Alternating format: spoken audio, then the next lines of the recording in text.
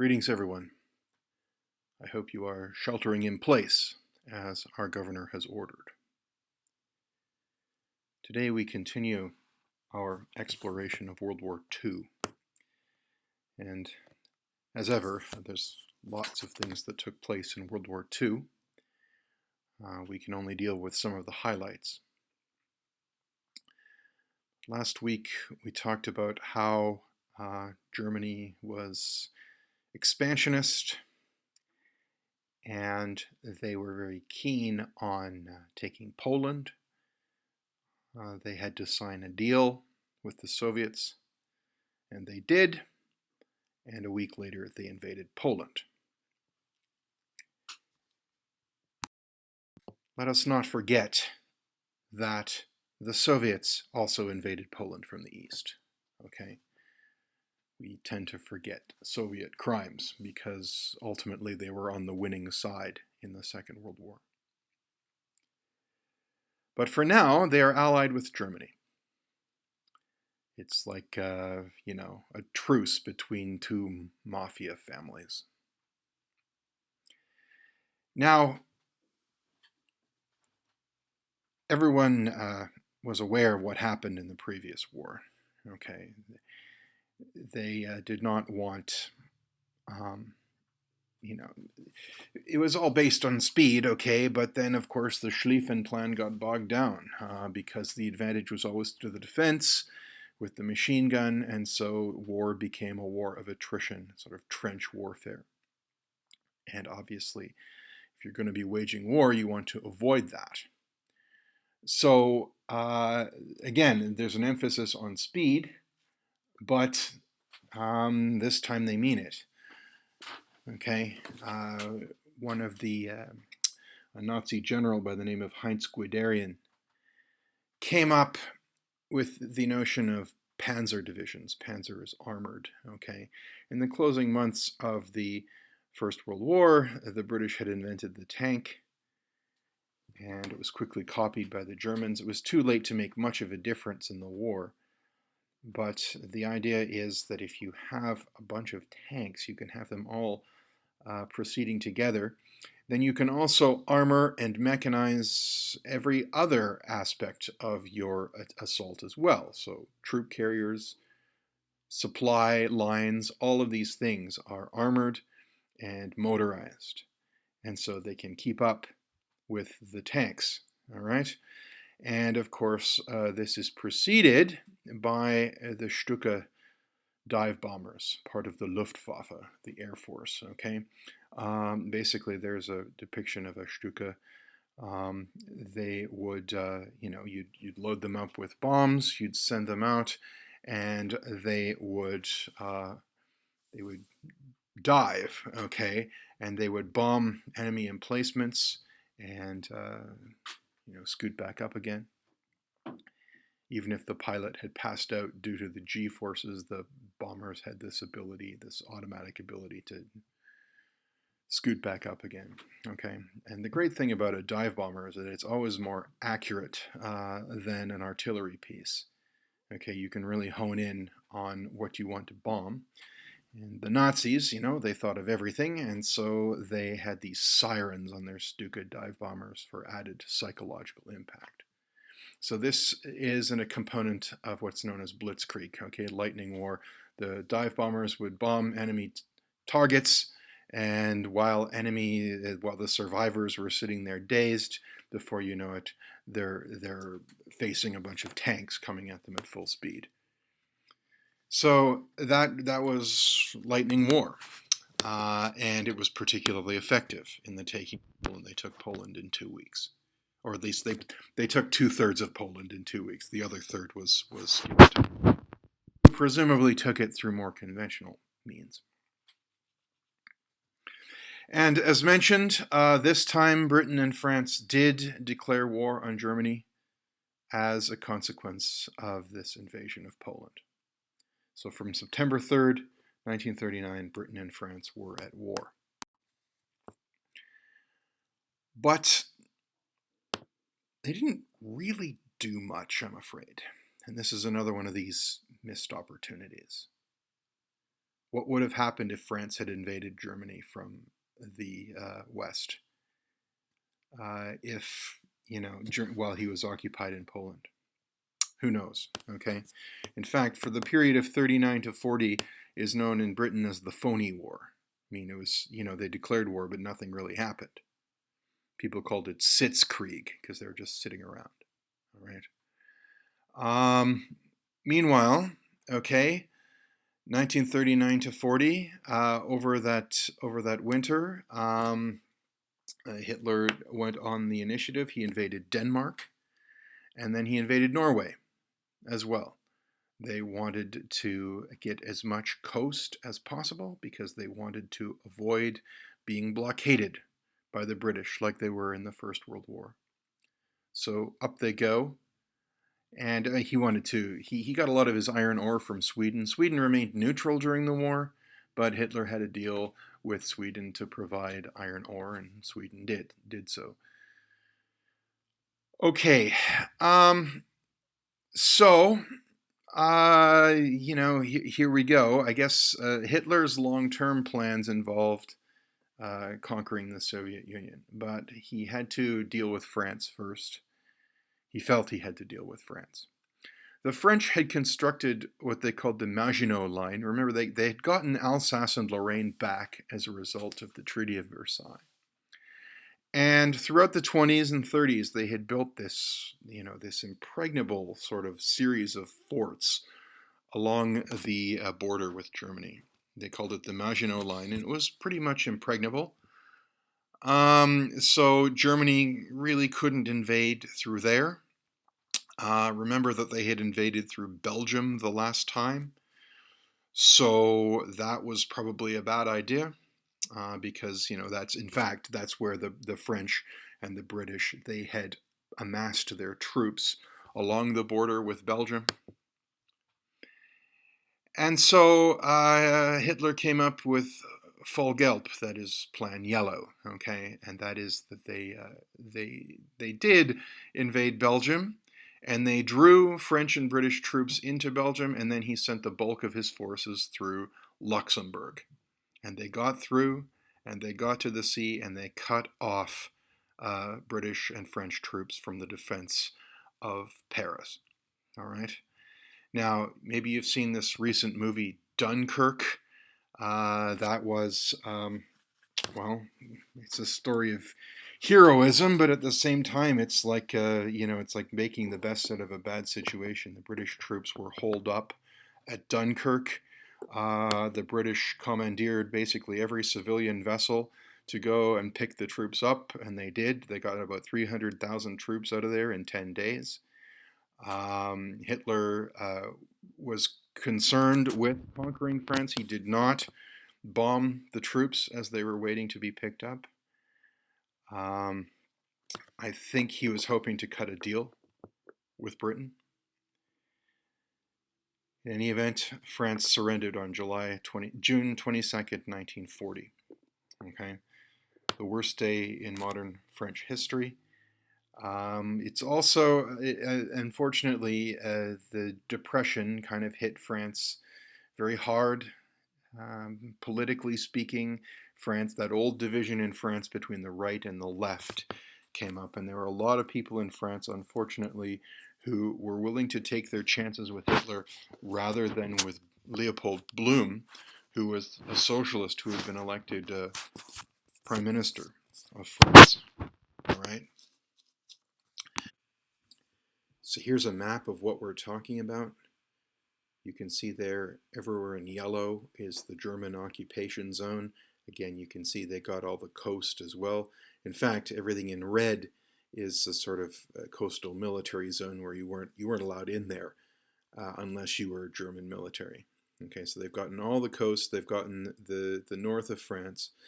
They do allow a rump state of France to continue existing.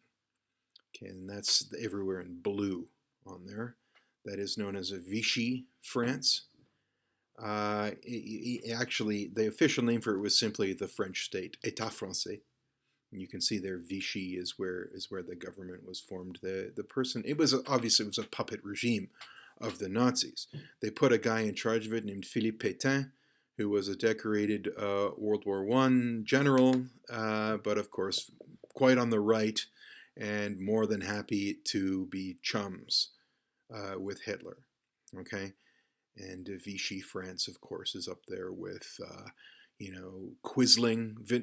Quisling was the Norwegian who sold out Norway. Okay, so Pétain and Vichy have gone down as bywords for collaboration and traitors and stab in the back and that sort of thing. You'll see also, Italy actually invaded France as well and grabbed bits of France for itself.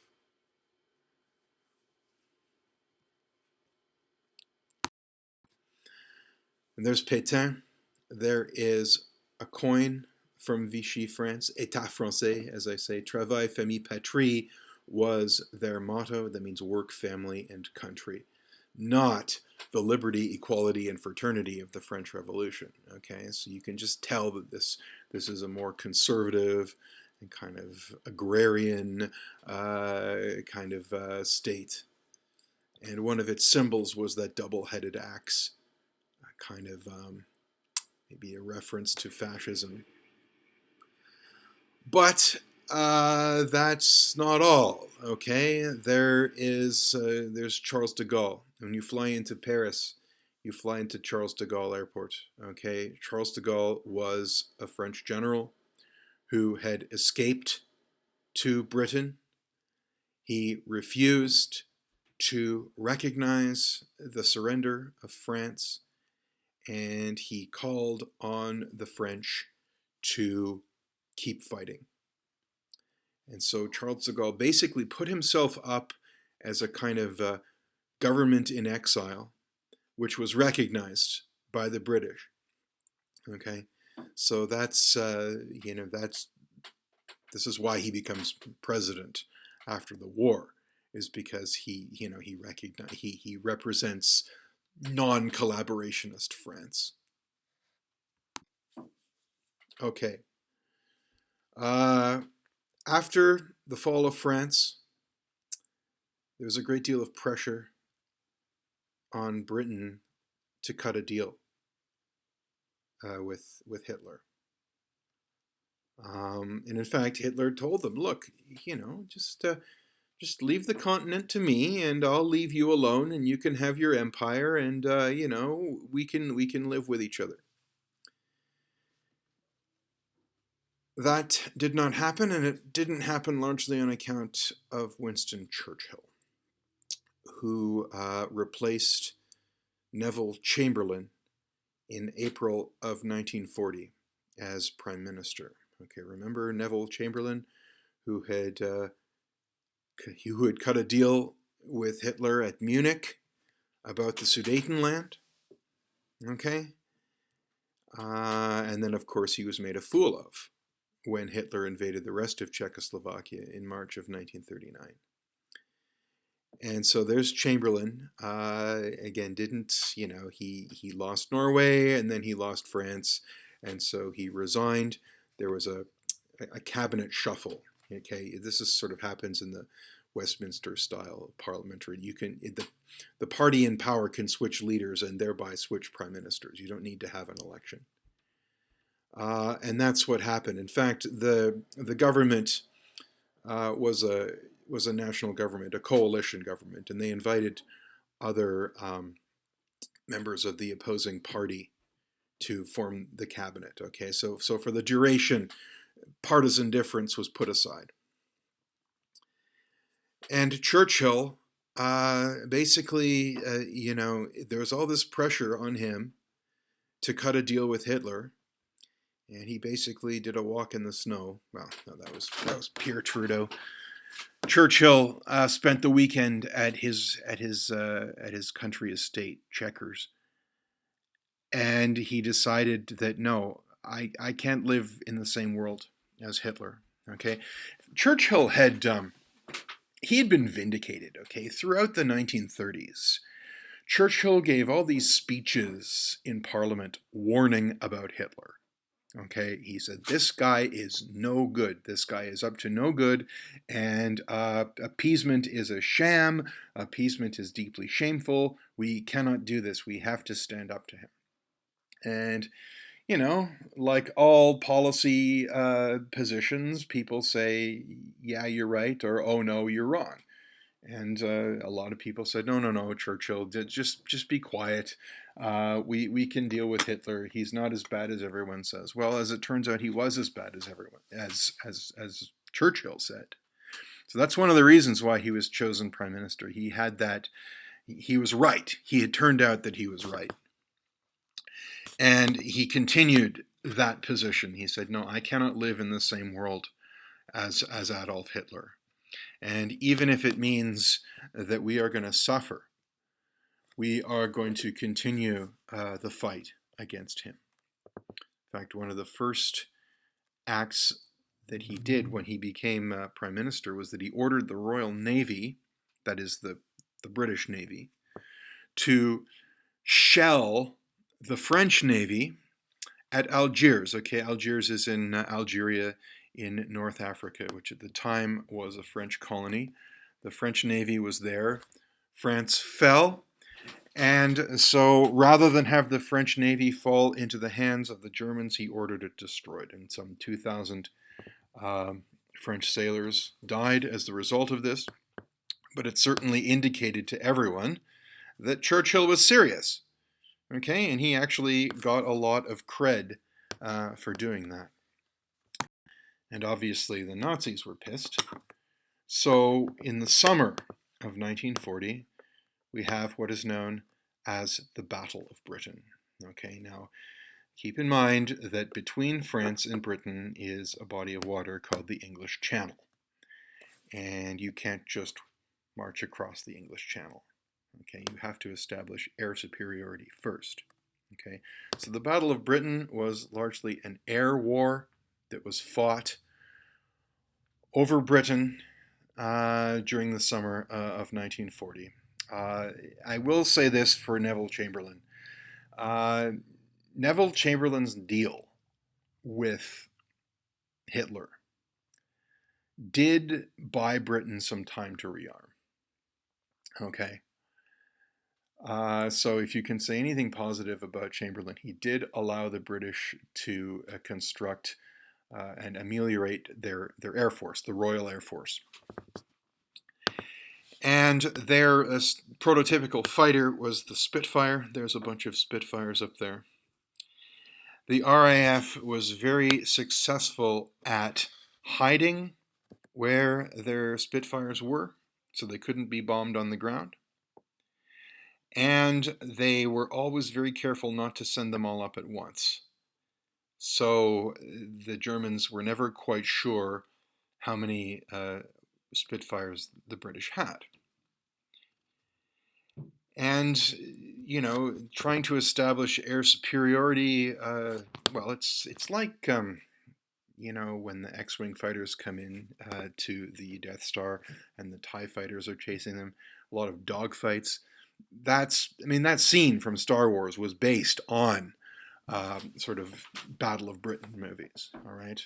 They would come over with fighters, the Spitfires would go up, there'd be a bunch of dogfights. The sky over Britain looked like the picture there. Lots of contrails in the sky, all right?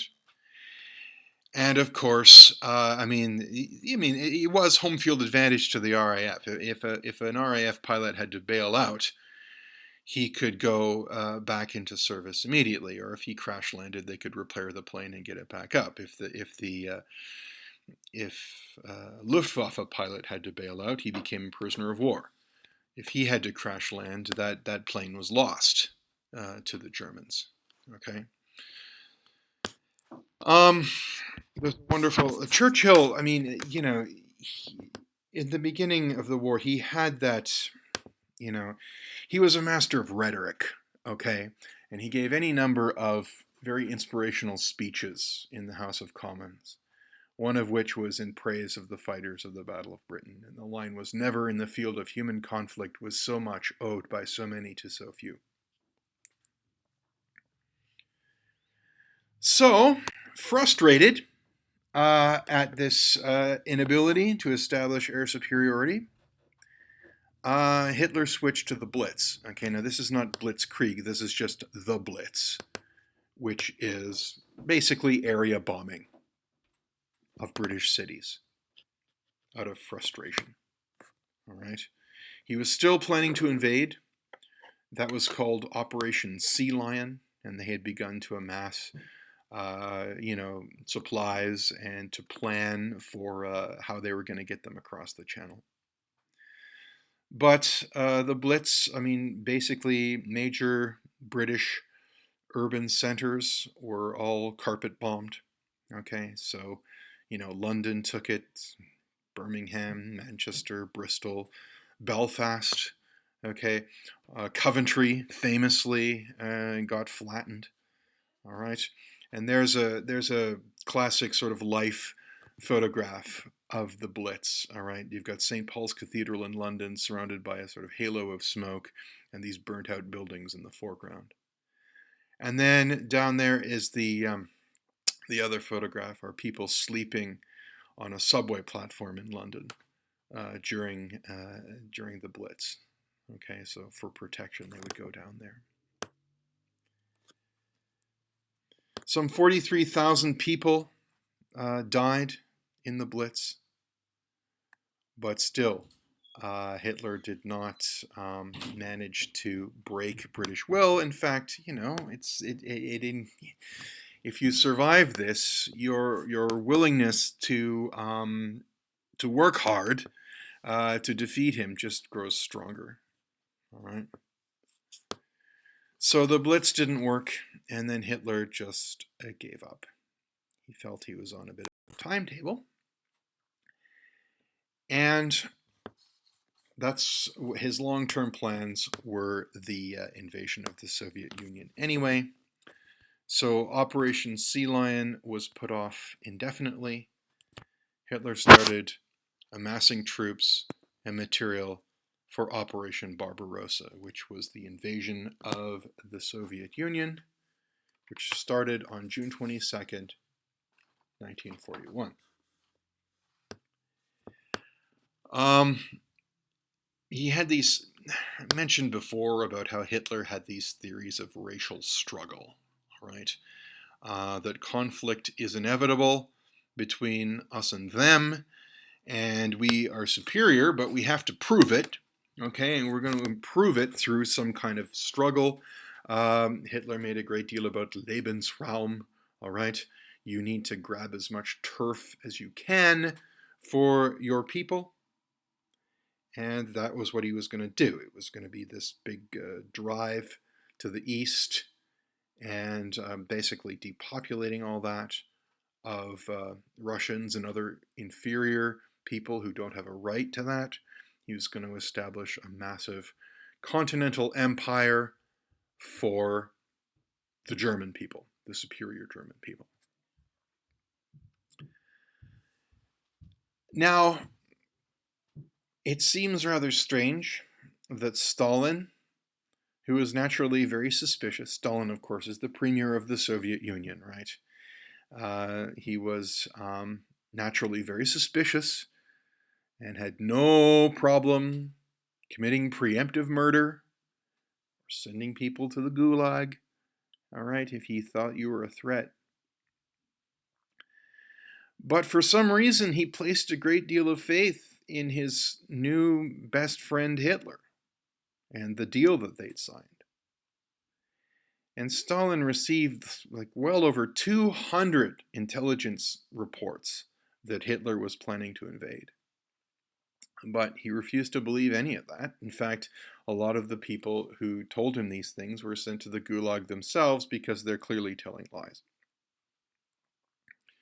But sure enough, the invasion was real. June 22nd, 1941. Stalin was caught by surprise and he disappeared for about 2 weeks. No one heard from him. Apparently, he retreated to the Kremlin with a huge supply of vodka. But he recovered enough to order Well, the relocation of industry east of the Ural Mountains. Okay, the Ural Mountains are a chain of mountains that, well, you know, technically they separate Europe from Asia. All right, and when you are, when you run the Soviet Union, you can order things to happen, and they happen. And so what he ordered was that any factories in the way of the Germans should be simply dismantled and shipped east by train and then reassembled east of the Ural Mountains. So the Nazis couldn't get them. And of all things, it is judged that this was the reason why the Allies won the Second World War. And keep in mind that, of course, the minute that the Germans invaded the Soviet Union, obviously now the Soviet Union switches sides. And of course, Britain was willing to make a deal with Stalin at this point. Okay. So yes, so now there's an alliance between Britain and the Soviet Union against Germany. The Germans made good progress. Their blitzkrieg was working for them. They would encircle Soviet troops and make prisoners of war out of all of them. But Russia's a big place. And the farther along they go, the more wear and tear on their equipment, the longer their supply lines. And, the trouble is that they did not take Moscow by the time winter set in. Okay, so December of 1941, there they are. They did not pack anything for winter because they believed their own propaganda. They believed that one German soldier was worth 10 Soviet soldiers. So that led to a problem. And one of the generals who'd escaped the purges, Georgy Zhukov, successfully organized the defense of Moscow. So that was in December of 1941, which is also well known in this country as the day, well, December 7th, 1941 is when Japan attacked Pearl Harbor. So that brought the United States into the war, not only against Japan, but also against Germany.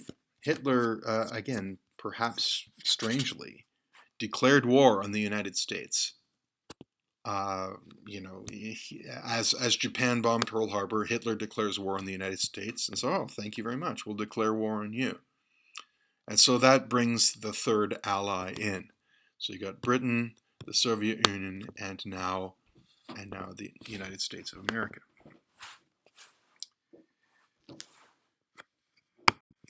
Okay, and now for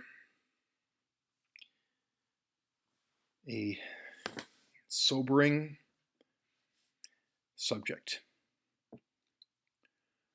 Remember that Hitler sort of had two morality plays going on in his mind. On the one hand, there was a Darwinian struggle between the Germans and other inferior races, but then there was also this other struggle between humanity and the Jews. The Jews weren't even on the racial hierarchy. The Jews were a separate category entirely. And it seems that with the successful defense of Moscow, and then America getting into the war, it was almost as though Hitler realized that he'd lost. In December of 41, he knew ultimately that he was going to lose. So the Germans have lost that particular racial struggle. Certainly after December of 41, Hitler's strategy changed. Rather than lightning movement, it was all about holding the line at all costs. Okay, a tactical retreat might have been better, but no, we have to hold the line. because, of course, it seems that his main priority shifted. If he was going to lose the struggle for Lebensraum with Russia, at least he could rid humanity of the Jews. So this, of course, is the final solution to the Jewish question, what they called, and it basically meant, mass murder of the Jews. Not resettlement in Palestine or Madagascar or anything like that, but like complete elimination of the Jews. In January of 1942, in the Berlin suburb of Wannsee, there was a conference where the leading Nazi ministers gathered under the leadership of Reinhard Heydrich, whom we've already met as head of the Gestapo. And this conference was indeed to organize the final solution to the Jewish question. Now, it's true that the Nazis had already been busy murdering Jews. In behind the Wehrmacht, the SS sent a number of task forces. They're known as the Einsatzgruppen, who would seek out Jews and murder them with gunfire. Mostly, they would take them into the woods, make them dig a big trench, and then shoot them and cover them up. So that was a lot of Jews died this way. Okay, we tend to think of Auschwitz, but still a lot of Jews died just by being shot in the woods. But it's not good for morale, okay? And even for the Nazis, shooting grandmothers and babies, there's no honor in this, okay? I signed up for honor, and now they've got me killing women and children. And they tried, the Nazis, don't feel sorry for the Jew, feel sorry for yourself for having to commit this terrible deed for the sake of humanity. Well, a lot of troops really didn't buy that. So the Wannsee Conference was about making it much more efficient. Okay, the Nazis had come up with concentration camps for undesirables, all right, from the very early days. These were not pleasant places to be. Obviously, a lot of people died in these concentration camps. But now in occupied Poland, they constructed 6 death camps, okay? Death centers. Death factories would be a good way of putting it. Auschwitz is the one that everyone knows, but there were others. Treblinka, Sobibor, Bergen-Belsen, and whatnot. And they would load Jews onto trains and deliver them to these death centers. And the Jews would get out of the train. There'd be a sign, Arbeit macht frei, meaning work shall set you free. Okay, so the idea is you're going to be put to work. You're going to be put to work. And so if you work really hard, we'll set you free. Okay, so that was the con that the Nazis told the Jews. Officially, it was just resettlement. But of course, in fact, they might pull out some Jews and have them work for them. That was especially true at Auschwitz, which was more than just a death camp. There were other functions to Auschwitz as well. But really, most of the Jews were, they were told to strip, and they were put into a shower for delousing. But of course, it was it was a gas chamber. And so they would, Zyklon B gas type of cyanide. They would just lock everyone in, and then through the roof put down some of this Zyklon B. And when people had stopped screaming, they knew that it was okay to open the doors and air the place out.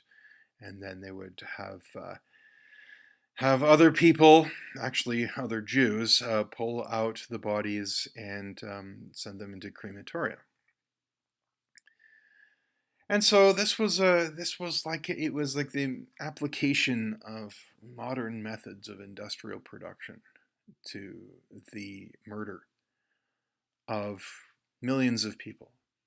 Okay, the common figure given is 6 million deaths 6 million Jews were murdered during what has come to be known as the Holocaust, or in Hebrew, the Shoah. And yeah, it's something that we all know about now, right? About the Holocaust. Why? Well, because the Jews want it to be known. Okay, Israel was founded in 1948. One of the reasons being that people realized that the Jews had suffered terribly, and that they were certainly entitled to their own state in compensation. And so the modern state of Israel traces its legitimacy to the Holocaust. I mean, it's just compensation for the Holocaust. So of course, the Jews' motto is never again. We see the Holocaust as the culmination of all sorts of Christian oppression of Jews over the years. Okay?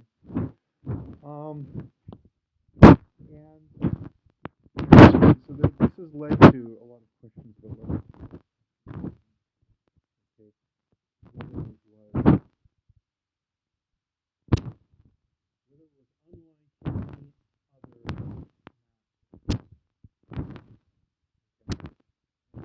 case to be made. There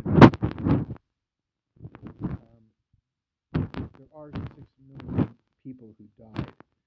It's easy to say, whoa, what about the Great Leap Forward in China? 30 million people died there. Or that forced famine in the Ukraine, 10 million people died there. Okay? Or, take what Pol Pot did in Cambodia. A greater percentage of the population died. Or take what happened in Rwanda in 1994. There was a quicker rate of killing in Rwanda. Okay? So you can get down to quibbling about this. Okay? But in a way, to talk about the uniqueness of the Holocaust is not about the absolute number of people killed.